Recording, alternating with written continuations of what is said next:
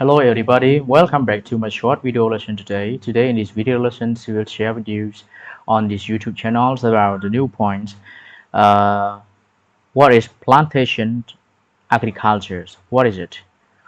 What do you understand about this? So plantation agriculture, it refers to an extensive commercial cultivation of crops aimed mainly for export. Yeah, mainly for export.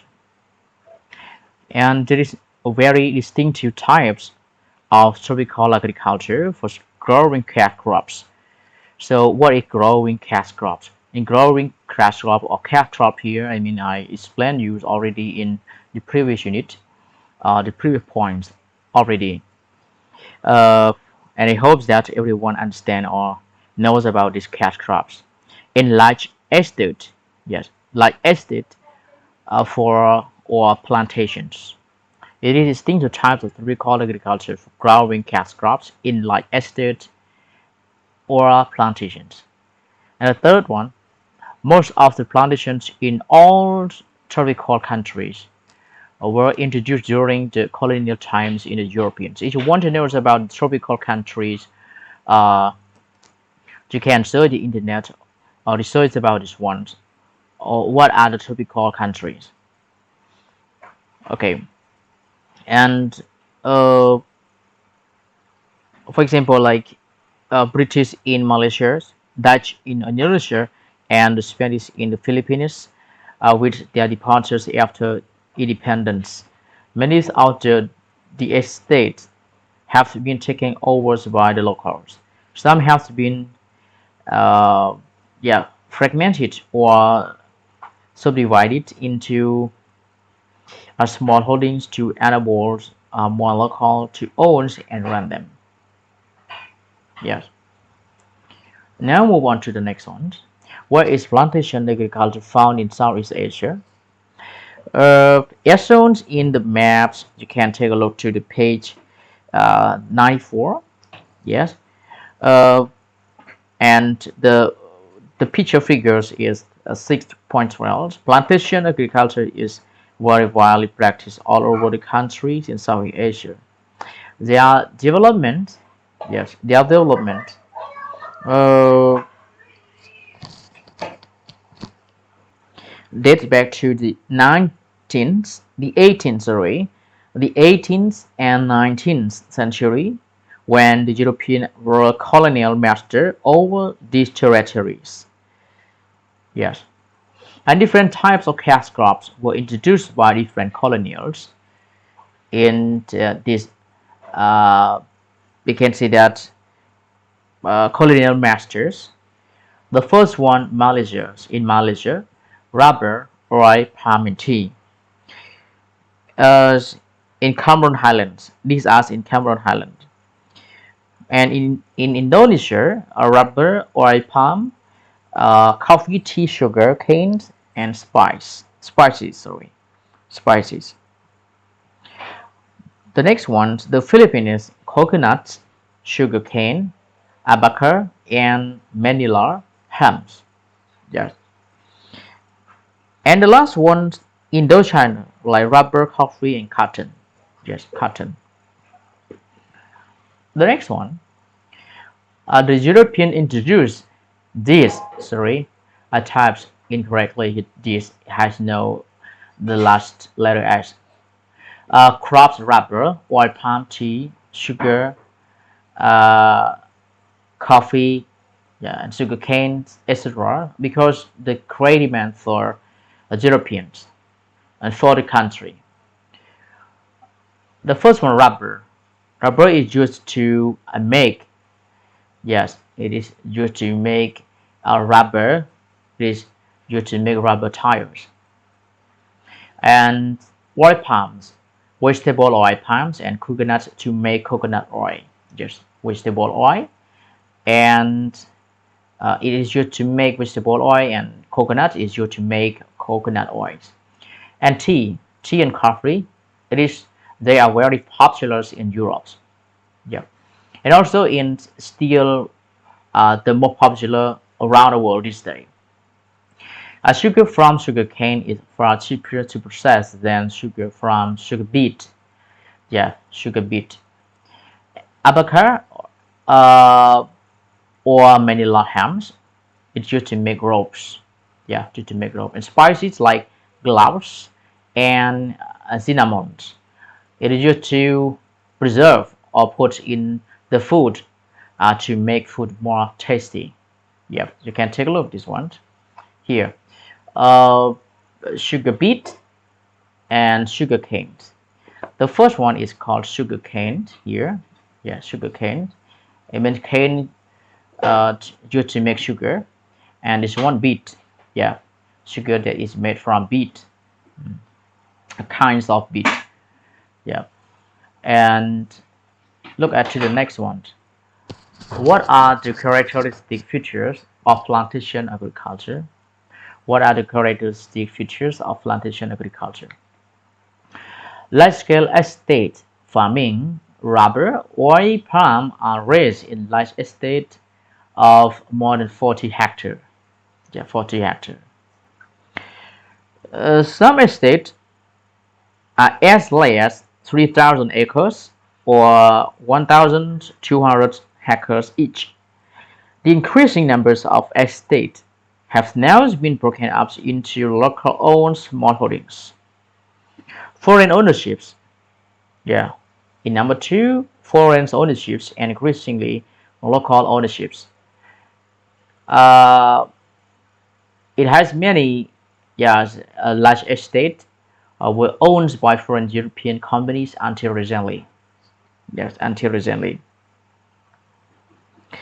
Under the local government restructure plans, many foreign companies have been taken over by locally listed uh, companies.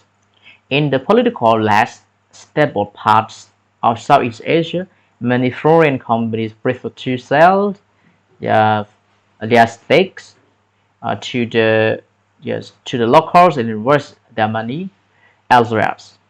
Yes, elsewhere. And the third one, uh, labor-intensive plantation crops like rubbers and oil palm are heavily dependent on foreign workers in their cultivations, processing, and management. The rubber estate were first worked by immigrant labor from China and India. In recent years, yes, when most of the local were absorbed by the commercial and industrial sectors, imported labor from Indonesia, the Philippines, and Bangladesh undertake the tapping, weeding, and processing tasks. And take a look to the next one, in number four, heavily capital inputs. Yes. Much capital is needed in opening up earth estates, especially in the more remote parts of the country where the land is cheaper. The building of roads, yeah, and railways to link a new estate with the nearest highway cost millions. Moreover, there are other expenses such as the constructions of the office, rubber company, or factors, or oil mill, yeah, oil mill, religious residence, rubber factory, the labor lines, yeah, recreational facility for the laborers, and the maintenance, yeah, maintenance of technicals and administrative staff to meet. And number five, scientifically managed estates. Product qualities must be very high to meet world demands and specifications. Yeah. Okay. And in number seven, monocultures and long gestation periods. Most estates produce only one or at most two crops such as rubbers and oil palm in Malaysia. Okay. Plantation crops take 4 to 6 years to grow before they mature. and can be harvested. During this gestation period, there is no incomes. In addition, there is restocking and replanting. In the number 7, encounters with problems. Yes, encounter with problems. Climatic hazards like floods and droughts. Infestations by insect pests, and tropical disease or soil erosion. Uh, a rapid growth of weeds, labors, and other local problems are often met. Look at the next one. How is oil palm cultivation done in Peninsular Malaysia, or we can say that Peninsular Malaysia. Look at it. Okay, the first one, the oil palm tree. Okay, do you know the oil palm tree? Yeah, in our country, in our Cambodia country, it has by the yes the national forest road to Kopong Saum, and it has so big as these oil palm trees. It has a lot of oil palm tree near these national roads of four national roads of Mongrati, right? Okay, like rubber tree, yes, like rubber tree has been brought to Malaysia from West Africa. The first oil farm is to begin in 1917 at the Tenamaram estate near Kuala Selangor. Yeah, Selangor. And the next point we'll show you is about this oil palm tree. Oil palm cultivation was important only in the 1960s. Yes, in the 1960s, when there was a fall in rubber price. Yes, there was a great demand for palm oil as both Nigerians and Algeria, many of palm oil producers, had civil wars, and Indonesia was experiencing a period of instability. In Malaysians, uh, yeah, government wanted greater agricultural diversification and encourage most people to switch to oil palm cultivation of instead of just rubbers. Its hectareage expanded from around 100,000 hectares in 1962 uh, yeah to 2006, sorry, the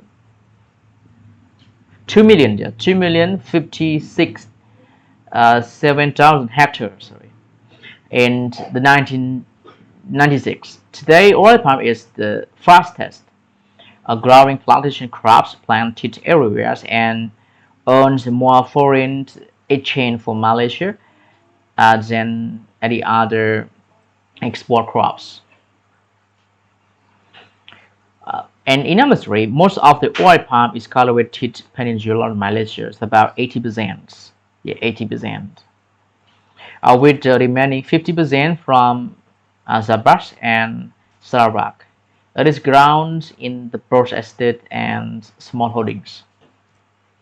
About 47% in estate, 80% in the small holdings, and the remaining 45% in the government or public sectors, such as uh, FELDA, or if we can say FELDAs. It means that the abbreviations of Federal Land Development Authority and FELD, uh, self, FELC, these abbreviations of Federal Land Consolidations, and Rehabilitation Authority. And the next one in number 4, the last one here, the most important estates for oil palm cultivation are Johor from Kluang to Zigamat, Zilagor and Pahangs. Yeah, Pahangs. Okay, now move on to the next one. Today, Malaysia is the world. Today, Malaysia is the world leading palm oil producers and exporters. Remember this. Uh, when a question has, when someone asks you, what is the country that exports and is the leading palm oil producer or exporters in the world, you can say that this is Malaysia in today. Yeah. What is the oil palm trees? Sorry. What is the oil palm trees and the uses of palm oil? Okay, take a look together. The most important use of palm oil is the manufacturers of cooking oils, and it has a lot of vitamin A. Yeah, vitamin A. And look at the picture here as this oil palm tree. Yeah, we can say this is called a mesocarps, or we can say that palm oil. Yeah, this one palm oil, and the cells here around the flesh. Okay, this is called flesh, or the palm kernels. Yeah, kernel oils, palm kernel oils, or kernel. We can say kernel, and the thing around it here is called shells. Yeah, and mesocarps is called palm oil. Yeah, palm oil. Look at it. So this palm oil fruit, it is used for making margarine, candles, soap, and yeah, and tin plate. Sorry, I type for you in the correct in the incorrect word. The first here, you can take a look at this one. Tin plate. It has no e. Tin plate. Sorry. Okay, look at about the last pictures of this slide. So in the first picture is called tin plate. Yeah, tin plate. We can this palm oil fruits can use to make a tin plate, or yeah, candle. You have candle. Yes, this is called candle. And margarine. These types of butter, margarine. And the last one, soap. Okay. And one more, we can use this palm oil fruit to put on fires, to make fires uh, at remote areas, or in the countryside for the poor people to yeah to cook food. Yeah. Have you ever tried this before? Have you ever tried this palm oil fruit to make fire before? For me, I used. Okay, so that's all for all of you for this video lesson from the first slide until this last slide. So if you have any question, you can ask me about this the palm oil tree or palm oil fruit. Okay, thanks you very much for watching my video lessons. Okay. Okay, the first one that you have to remember is, what is plantation agriculture? The answer is, it means a extensive commercial cultivation of crops aimed mainly for export. It is aimed mainly for export. What is the aims of for plantation agriculture? It means it mainly for export. Okay, remember this. Okay, thank you. If you have any questions, you can drop your questions through my video lessons, uh, or comment, or put a question to my personal telegrams or in the groups. Goodbye, good luck.